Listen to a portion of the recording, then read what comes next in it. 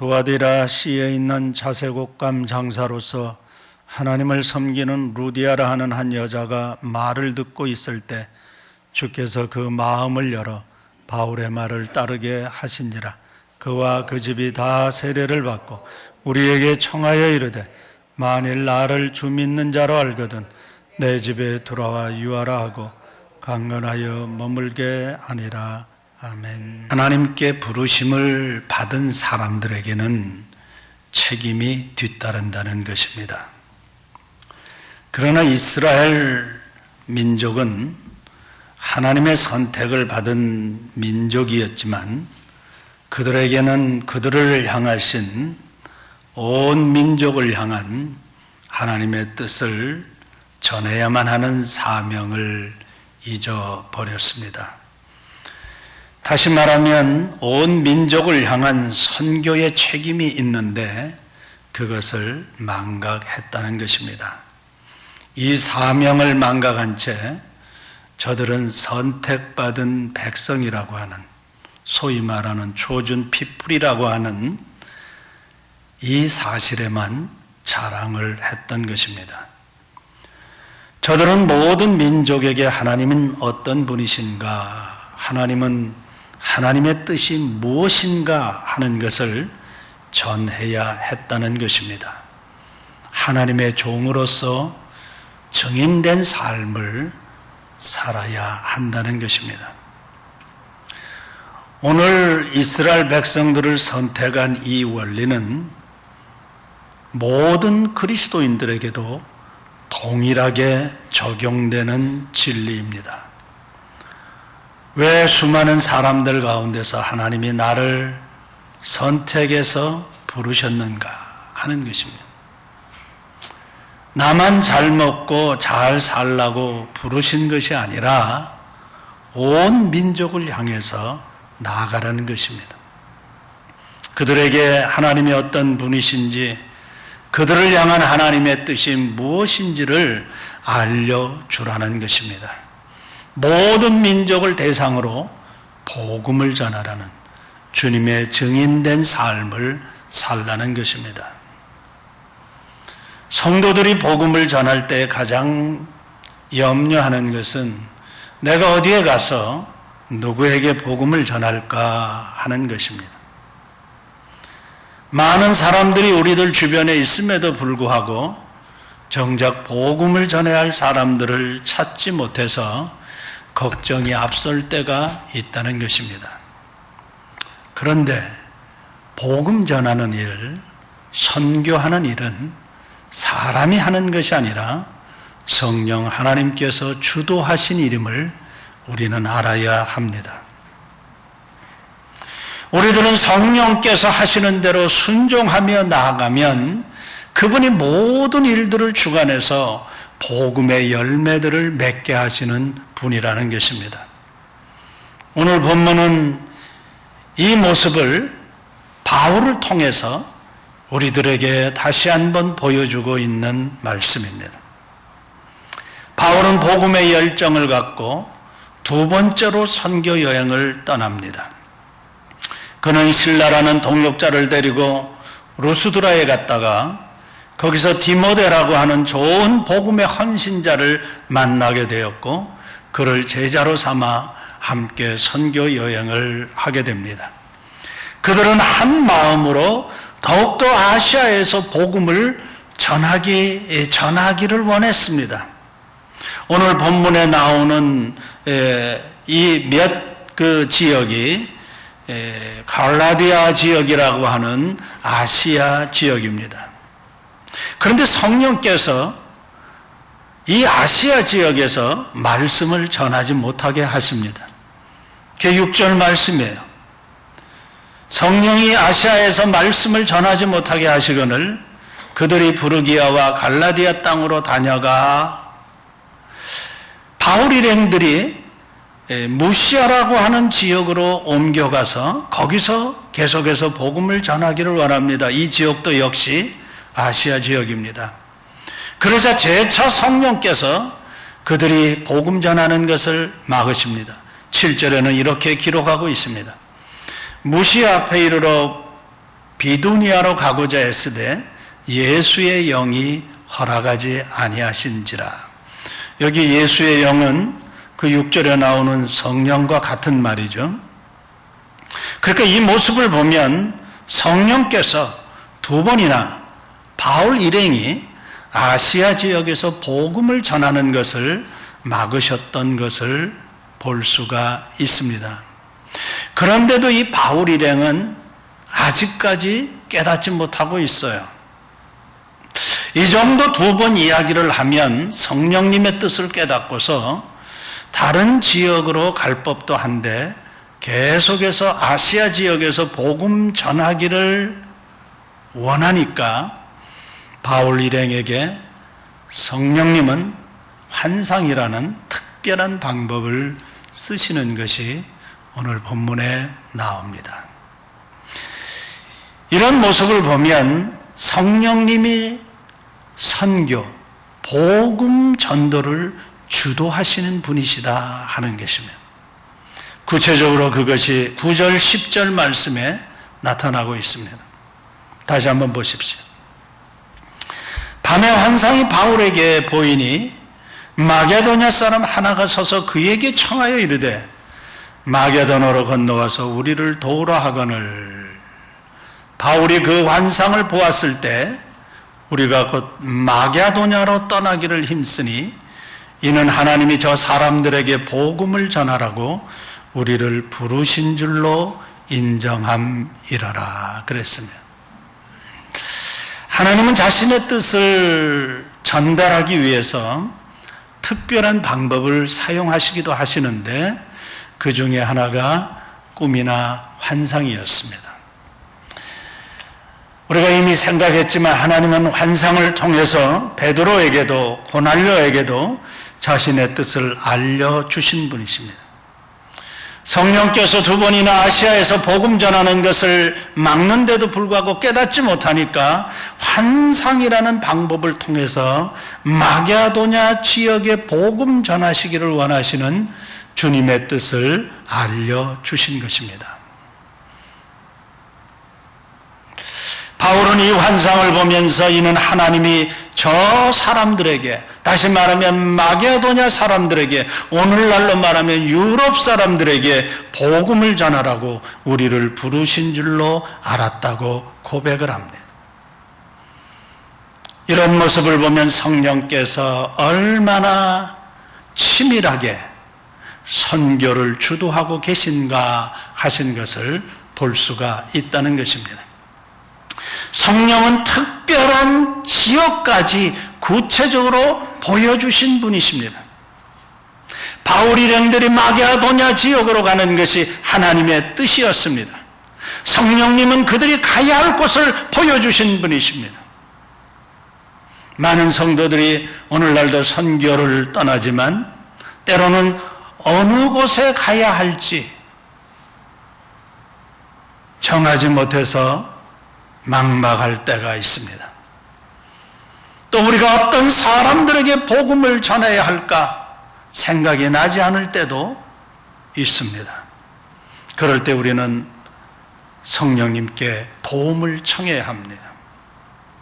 그러면 성령께서 우리가 가야 할 곳과 복음을 전해야 할 사람들을 알려주시는 것입니다. 길을 열어주시는 줄로 믿습니다. 우리가 복음에 대한 열정을 가지고 있기만 하면 성령께서 그 다음의 일들을 하나씩 하나씩 진행해 가신다는 것입니다. 성령님께서는 얼마나 마게도냐 사람들에게 복음을 전하는 일이 급했는지 모릅니다. 보통 드로아에서 배를 타고 빌립보 지역인 한 항구인 오늘 본문에 나오는 레아폴리라고 하는 항구에 가려면 보통 한 4일에서 5일 정도 걸리는 시간입니다. 그 11절에 보면 우리가 드로아에서 배로 떠나 사모 드라게로 직행하여 이튿날 네아폴리로 가고 그랬습니다. 여기 바울 일행은 배를 타고 드로아에서 떠났는데 여기 드로아에서 떠날 때에 이 사도행전을 기록한 누가도 함께 동행을 했다고 생각을 하는데 이 사모드라게라고 하는 곳에 머물지 않고 바로 직행해서 네아폴리로 갔다고 하는 것입니다. 이 말씀을 보면 이 배를 타고 항해를 할 때에 순풍이 불면 배가 가는 방향으로 바람이 불면 빨리 갈 수 있습니다. 그런데 반대바람, 역풍이 불면 배가 다른 곳으로 이렇게 가서 잠깐 정착했다가 그 다음에 다시 바람이 또 불면 이렇게 가게 되는데 순풍이 너무나 잘 불어서 사모드라게라고 하는 곳에 쉬지 않고 바로 직행을 했다고 하는 것을 보면 이 빌립보라고 하는 이 지역에 갈 때까지 계속해서 순풍이 불어서 그 이튿날 빌립보의 한 항구였던 네아폴리라고 하는 그 항구에 도착을 했던 것 같습니다. 그러니까 이게 쉬운 일이 아니에요. 그러니까 이 모습을 보면 성령 하나님께서 바울 일행이 탄 배가 이 빌립보 지역까지 빨리 그 이튿날까지 들어갈 수 있도록 순풍의 바람을 불게 하셨다는 것입니다. 그러니까 순풍이 불어서 그들이 빌립보 지역에 빨리 가서 복음을 더 빨리 전할 수 있게 모든 환경을 조성해 가신 분, 특별히 이 바람을 잘 불게 하신 분이 바로 만물을 주관하시는 성령 하나님이신 줄로 믿습니다. 성령님은 하루라도 그들이 빌립보라고 하는 유럽의 관문이 되는 그 찻성, 그 도시에 도착해서 복음 전하기를 원하셨던 모습을 우리가 이 말씀을 통해서도 보게 됩니다. 그러므로 우리가 매일매일 살아가면서 복음을 전할 때 힘써야 할 것은 성령님께서 우리를 어디로 인도하시는가, 그리고 어디로 가기를 원하시는가, 누구에게 가기를 원하시는가 하는 것을 잘 분별해서 깨닫는 것입니다. 그러기 위해서는 우리의 모든 생각과 욕심들을 주님 앞에 내려놓을 때 주님의 뜻을 잘 분별할 수 있게 될 줄로 믿습니다. 우리의 생각과 욕심이 앞서면 주님의 뜻을 깨닫지 못하기 때문입니다. 이 일은 우리가 선교하는 일, 복음 전하는 일에만 필요한 것이 아니라 우리의 모든 삶에 다 적용이 되는 원리입니다. 그러나 특별히 우리가 복음 전하는 일에 더 주의를 해서 분별해야 될 줄로 믿습니다. 성령님은 더 나아가서 복음을 전할 사람들도 만나게 하시는 분이십니다. 12절, 13절 말씀을 보십시오. 거기서 빌립보에 이르니 이는 마게도냐 지방의 첫 성이요 또 로마의 식민지라 이 성에서 수일을 유하다가 안식일에 우리가 기도할 것이 있을까 하여 문밖 강가에 나가 거기 앉아서 모인 여자들에게 말하는데 라고 기록했습니다. 바울의 복음 전하는 모습을 보면 어느 곳에 가든지 먼저 유대인 회당을 찾아서 유대인들에게 복음을 전하곤 했습니다.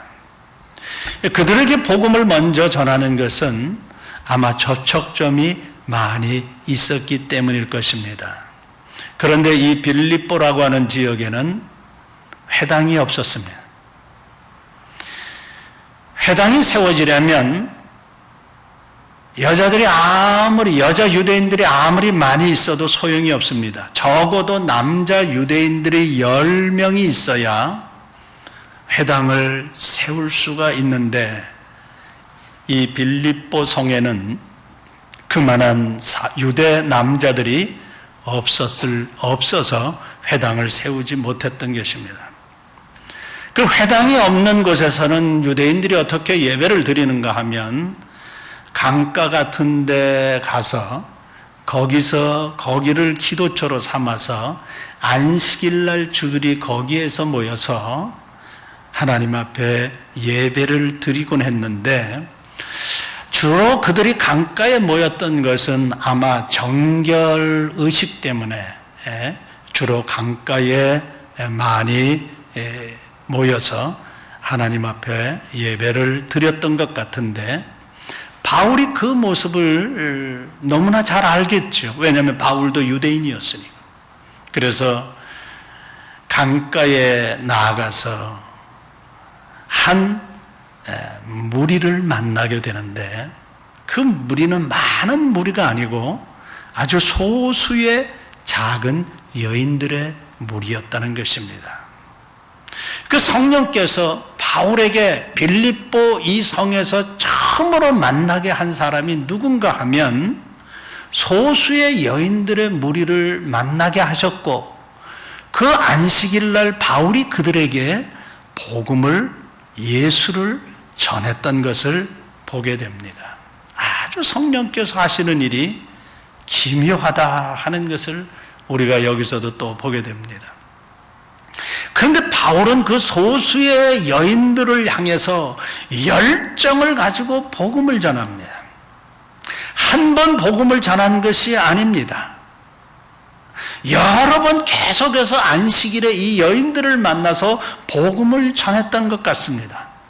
그러니까 사람의 수가 적다고 여인들 뿐이라고 적당히 복음을 전한 것이 아니라 한 영혼을 귀하게 여기는 그 주님의 마음을 갖고 온 힘을 다해서 전했다는 것입니다. 우리가 그 모습을 루디아라고 하는 여자가 바울이 전하는 말을 듣고라고 오늘 본문에 기록하고 있는데, 이 듣고라고 하는 헬라 말 속에는 한 번만 들은 것이 아니라 계속해서 들었던 의미로 쓰여졌던 것입니다. 그러니까 루디아라고 하는 여인이 바울이 전하는 말을 한 번 듣고 예수 믿고 회개한 것이 아니라 아마 여러 번 계속 그 예수에 관한 복음의 말씀을 들었을 때에 그 어느 날 성령께서 그 마음을 열어서 예수를 믿게 하는 역사가 일어난 줄로 믿습니다.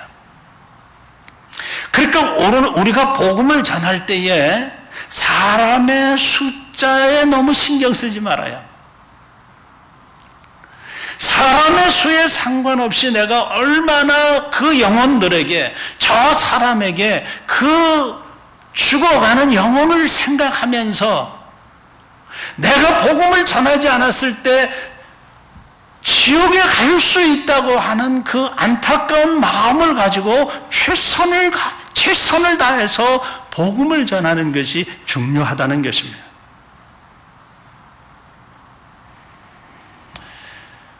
바카스 박사라고 하는 분은 임종시에 자신의 주치의에게 이런 질문을 하나 묻습니다. 앞으로 내가 살 시간이 얼마나 남았는지 말해 줄 수 있겠습니까? 그러니까 그 주치의가 당신은 앞으로 30분밖에 남지 않았습니다 라고 이야기를 합니다. 그러니까 이 박사는 나는 나에게 남은 이 30분을 온 세계에서 구원을 받지 못한 영혼들을 위해서 바치겠다, 그렇게 말하면서 그 자리에서 일어나 무릎을 꿇고 기도하다가 운명했다고 합니다.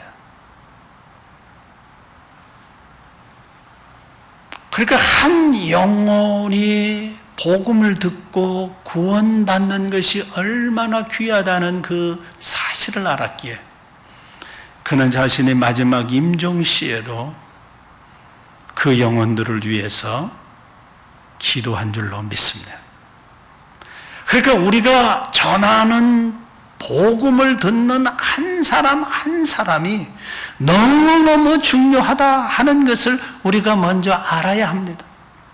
그 한 사람의 변화가 일어날 때 앞으로 어떠한 결과들이, 어떠한 열매들이 맺어질지 모르기 때문입니다. 그래서 우리가 접촉하는 그 사람이 예수를 믿던, 예수를 믿지 않던, 복음을 알던 알지 못하던 우리가 만나는 한 사람 한 사람이 너무너무 소중하다 하는 생각을 하고 우리가 만나야 한다는 것입니다. 하나님은 그 사람들을 통해서 앞으로 어떤 위대한 일들을 이루어 가실지 우리는 모르기 때문입니다. 성령님은 바울에게 이 강가에서 루디아라고 하는 여인을 만나게 하시고 그 여인에게 복음을 전하게 하시고 그리고 그 여인의 마음을 열어 예수를 믿게 하신 줄로 믿으시기 바랍니다. 14절 말씀에 그렇게 말씀하고 있어요. 두아디라 시에 있는 자색옷감 장사로서 하나님을 섬기는 루디아라고 하는 한 여자가 말을 듣고 있을 때에 주께서 그 마음을 열어 바울의 말을 따르게 하신지라. 바울의 말을 따르게 하신지라. 다시 말하면 예수 믿고 구원받는 역사가 일어났다 그런 말이에요.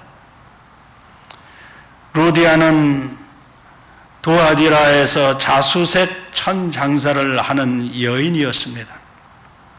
이 자주색 천이라고 하는 것은 그 당시에 아주 고급스러운 천이고 이 천은 주로 상류층에 있는 지도자급 사람들이 입는 옷이었습니다. 그러니까 이 여인이 이런 장사를 했다고 하는 것은 아마 이 여인이 부유한 그러한 집안의 사람인 것 같습니다. 근데 이 여인이 바울이 전하는 복음을 계속해서 듣다가 성령께서 그의 마음을 열어 주셨을 때에 감동이 왔고 예수 믿는 역사가 일어나 유대교에서 예수교로, 기독교로 개종하는 역사가 일어난 것입니다. 유대교의 배경을 갖고 있는 사람이 예수를 믿는다는 것이 그렇게 쉬운 일이 아닌데 성령께서 그 여인의 마음을 타치하셨을 때 이 여인은 예수 믿고 구원받는 놀라운 역사가 일어난 줄로 믿습니다. 그리고 더 나아가서 그 자신만 예수 믿는 것이 아니라 그 집안의 모든 사람들이 다 세례를 받았다고 하는 모습을 보면 다 예수 믿고 구원받는 놀라운 역사가 일어난 줄로 믿습니다.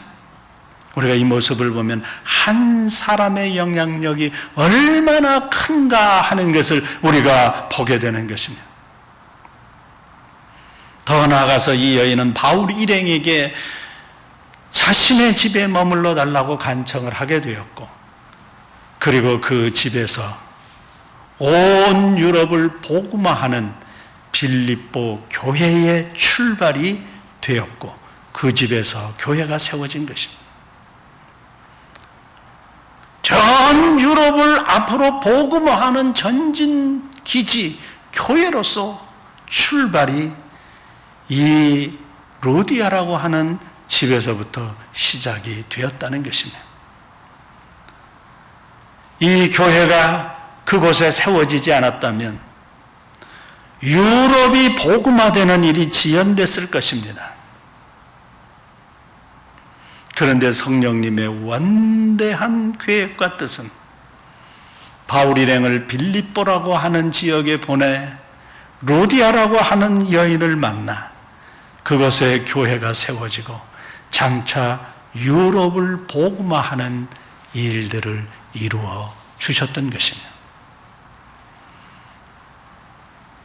여러분, 지금 기독교 역사를 우리가 지금 2021년이니까 뭐 대충 2000년이라고 생각을 한다면 기독교 역사상 가장 기독교 신앙, 기독교 문화, 뭐 기독교 뭐 신학, 뭐 철학, 하여간 기독교적인 문화의 삶을 꽃피운 것이 유럽입니다. 그래서 오늘날도 수많은 사람들이 유럽에 여행 가서 보는 것은 다 기독교적인 문화유산물들이에요. 기독교적인 어떤 정치, 그런 문화들. 이 유럽이 가장 기독교의 꽃을 피운 것이, 이 유럽이 복음화가 됨으로써 그 복음이 남미와 이 북미 쪽으로, 미국 쪽으로 건너오게 되었고, 그리고 이 복음이 다시 아시아로 전파되게 되어서 온 세계가 복음화되는 놀라운 역사가 일어난 거예요. 그런데 그 시작이 바로 오늘 바울이 루디아라고 하는 한 여인을 만나서 출발된 것입니다. 얼마나 이게 놀라운 일입니까?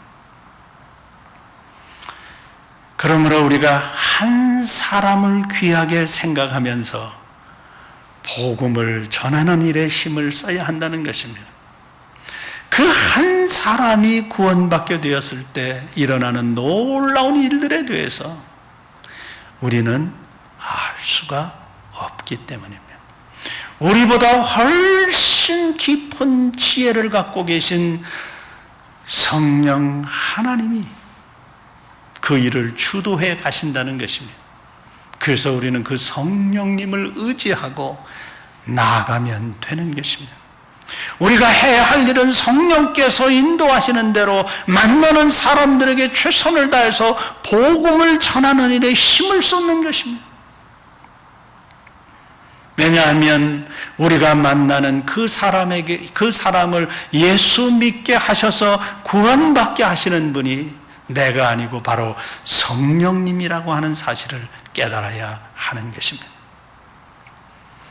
기독교 2000년 역사를 뒤돌아볼 때 시작하신 분도 성령님이시고, 교회를 세우신 분도 성령님이시고, 교회를 확장시켜 나가신 분도 성령님이시고, 바울이 루디아에게 복음을 전하게 하신 분도 성령님이시고, 그 결과로 유럽을 복음화시킨 분도 성령님이시고, 그 복음이 온 세계에 전파되게 하신 분도 성령님이신 줄로 믿으시기 바랍니다. 성령님이 처음부터 끝까지 다 하시는 거예요. 그러므로 우리는 복음을 전하는 일에 부담을 느낄 필요가 없습니다. 복음 전하는 일, 선교하는 일에 부담을 갖는 것이 아니라 얼마나 성령님의 음성을 들으며 순종해서 나아가느냐가 우리의 관건이요 책임입니다. 일본 작가 중에 우리가 잘 아는 소설, 빙점이라고 하는 소설, 또 길은 여기에라고 하는 그러한 유명한 소설을 쓴 미우라 아야코라고 하는 작가가 있습니다. 그런데 이 여인의 작품은 대부분 자신이 하나님을 어떻게 만나게 되었고 어떻게 하나님을 체험하게 되었는가 하는 그 이 사랑을 계속해서 작품 속에서 써내려갑니다.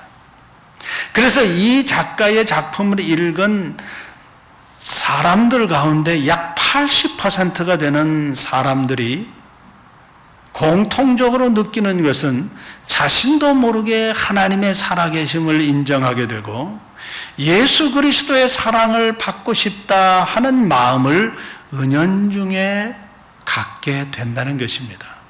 일본에서 이 소설을 읽은 80%의 이 불신자들이 하나님을 한번 알고 싶고 하나님이 있다고 하는 사실들을 인정하고 예수 그리스도의 사랑을 받고 싶은 마음이 생긴다는 것은 놀라운 것입니다. 그런데 이 작가가 쓴 책이 수백만 권이 팔렸고 한국에서도 엄청나게 많이 팔렸다고 그래요.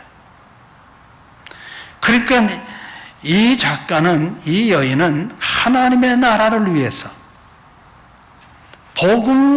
간접적으로 복음 전하는 일에 대해서 엄청난 헌신을 한 여인입니다. 근데 이 여인이 작가가 되기 전에는 예수님을 알지 못했던 폐병 환자였어요. 죽을 날을 기다리는 폐병 환자였어요. 생과 죽음의 갈림길에서 매일매일 각혈을 하며 기나긴 투병 생활을 해야만 하는 그런 여인이었어요. 그러던 어느 날 한 청년이 이 여인에게 찾아와서 복음을 전합니다. 예수 그리스도의 이야기를 해줍니다. 각혈을 하며 언제 죽을지 모르는 이 초라한 여인에게 무슨 가치가 있겠습니까? 그런데 이 여인을 찾아온 청년은 이 여인을 어떻게 보았는지 각혈을 하면서 아주 삐쩍 말라있는 이 여인을 붙들고 예수 믿으세요. 예수님이 당신의 구주이십니다. 예수 믿으면 당신은 이 모든 고통에서 벗어나서 영원한 하늘의 축복을 누리게 될 것입니다. 그렇게 이야기하면서 복음을 계속해서 전했습니다. 아마 이 청년은 이 여인이 엄청난 작가가 되리라고 하는 가능성을 보지 못했을 것입니다. 그런데 이 여인이 예수 믿고 하나님의 은혜로 병에서 구원받아 하나님이 주신 달란트를 가지고 유명한 작가가 되어서 그 작품을 통해서 수많은 사람들에게 예수 그리스도의 사랑을 나눌 수 있는, 예수를 믿게 하는 헌신자로 살아갔다는 것입니다. 그렇게 복음을 전하는 일은 한 사람으로부터 시작이 되는 거예요. 우리가 성령님의 음성에 순종해서 나아가기만 하면 그분이 우리가 가야 할 것도 알려주고 우리가 만나야 할 사람도 만나게 하시고 그리고 그들에게 복음을 전할 때에 그들의 마음도 열어 예수를 믿게 하시는 줄로 믿으시기 바랍니다. 이렇게 코로나가 극성을 하는 이 와중 속에서도 미국에 있는 어떤 교회, 그 교회는 복음 전한 일을 힘써서 수백 명이 주님 앞으로 돌아왔다고 하는 그런 간증을 본 적이 있습니다. 근데 지난주에 봤어요. 사람이 복음을 듣고 예수를 믿는 것이 저절로 되는 것이 아니라 성령께서 듣는 사람들의 마음을 열어주셔야 예수 믿는 역사가 일어날 줄로 믿습니다. 누구도 성령의 감동함이 없으면 예수 믿는 역사는 일어나지 않습니다. 우리가 마음을 주님 앞에 내려놓고 결단하십시오. 오늘도 성령님은 우리의 삶을 인도하시고 복음 전하는 일을 주도하시고 열매를 맺게 하시는 분이십니다. 그러므로 우리가 매일의 삶 속에서 나에게 말씀하시는 성령님의 음성을 잘 분별하며 순종해서 나아갈 때 아름다운 열매를 거두게 될 줄로 믿습니다. 늘 성령에 충만해서 그분이 인도하시는 대로 따라갈 수 있는 믿음 있는 성도들이 되시기를 주님의 이름으로 축복합니다. 기도하겠습니다.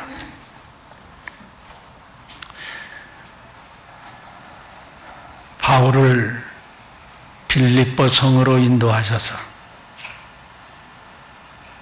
루디아라고 하는 한 여인을 만나게 하시고 복음을 전할 때에 그 여인의 마음을 열어 예수를 믿어 구원받게 하시고 더 나아가 그곳에 그 집에 교회가 세워져 온 유럽이 복음화되고 더 나아가 온 세계가 복음화되는 시작이 되는 놀라운 역사를 오늘 말씀을 통해서 봅니다.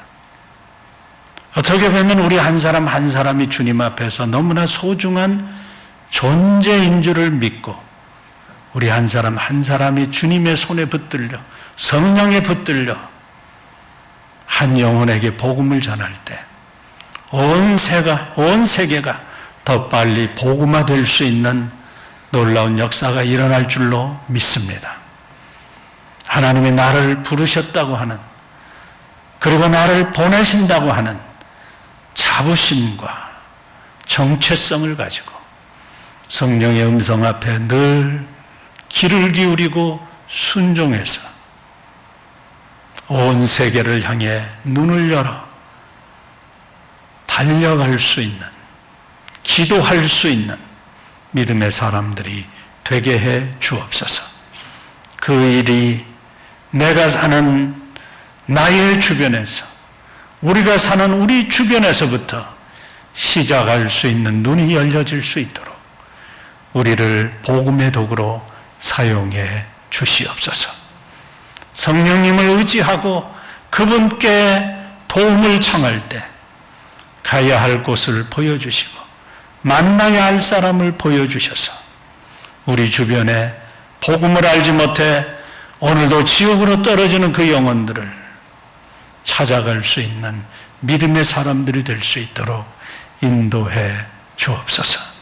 예수님의 이름으로 기도하옵나이다. 아멘.